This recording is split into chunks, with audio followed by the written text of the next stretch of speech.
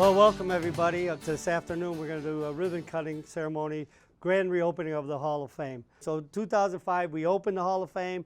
2006 was our first dinner and ceremony when we brought people in, and then just grown ever since and stuff. So that's how we got started. Today we're honoring 4 very special people. Again, they're voted in by the board. First of all, they get nominated. You got to meet certain criteria, and people come to me all the time. It's like, oh, I'm 40 years old. I've been training for 20 years. I want to be in the Hall of Fame. That's great, you know, and we applaud what they're doing, but we want them to do it as a career. This is kind of like a career culmination award. It's the highest degree you can get. Less than 100 people in the history of fitness have been inducted into the National Fitness Hall of Fame. Very special. All of you guys who have been inductees, the candidates and everything. It just, and for me to meet all you guys is it's very warm and so heartfelt, because it's like, for me to do this, it's great. I get so much back from you guys, so I appreciate you guys coming here. But I'd like to, John the Beast Azari, he's right here, John the Beast.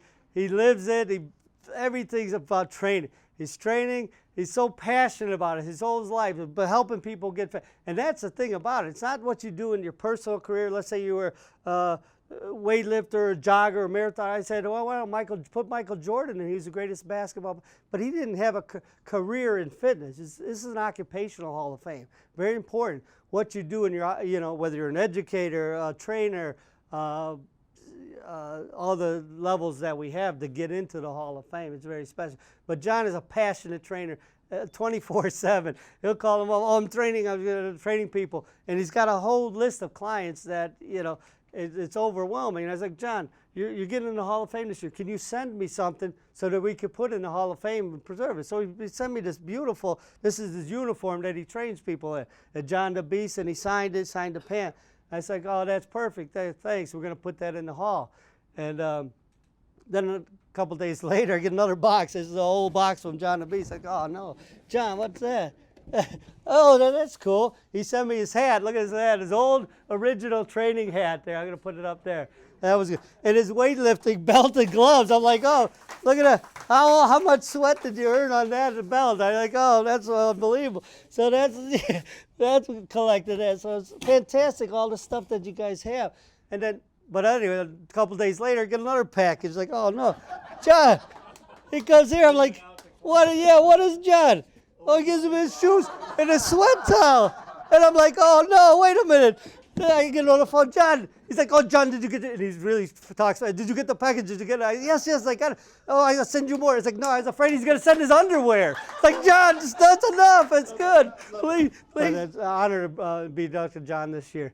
Also, elder family might be coming in tonight. Callan Pickney, she passed away in 2012. She was one of the originators with aerobic dancing in that era of the early 80s. But she didn't do aerobic dancing. What's impressive about Callan is, and it's funny too, you know you have a good program when you have your name associated, right? Callanetics, and I'm going to ask her how they came up with that name or something, you know. They don't have Figarobics anywhere. I tried to push that and make it, you know. So when you can market yourself, you know, and have other people teach your program, that's the main thing. She's expanded it many times, not only personally doing her own things, but she has, I don't know if it's a franchise or how she does it, but she has people who teach the Callanetics program, and it's still today, and she passed away, but it'd be interesting to talk to them today. Also today we have Len Kravitz. Sarah Cooperman, who will be here tonight. When we asked for nominees, you know, everybody can submit a nominee as long as they meet the criteria, and she's like, oh, you know what? I got a great guy. He's been doing it for years. Len Kravitz. We want to get him into this. Oh, I was like, Lenny Kravitz? Yeah, I know that guy. I love that guy's music. And I was like, wait. She's like, no, not Lenny Kravitz. Dr. Len Kravitz. Oh, okay. So I was getting confused there. I was like, okay. But no, seriously, I know Lenny because he's on the speaking circuit. He not only teaches at the university, but also is at all the major conventions, giving presentations and speaking. But it's not about just speaking behind a podium. Lenny gets down there in the midst. I want to see this. I wish we had a video player. I want to see you teaching your ab program or something. This is from 1980 something. Do you remember doing that one? You got in there? It's a great, you look at these old pictures. But so, you know, it's a whole package there. And then finally we got Dr. Fred Hatfield. Again, I'm an old power lifter, so it's great to see that. But it's not the records that Freddie said. He has many world records in powerlifting.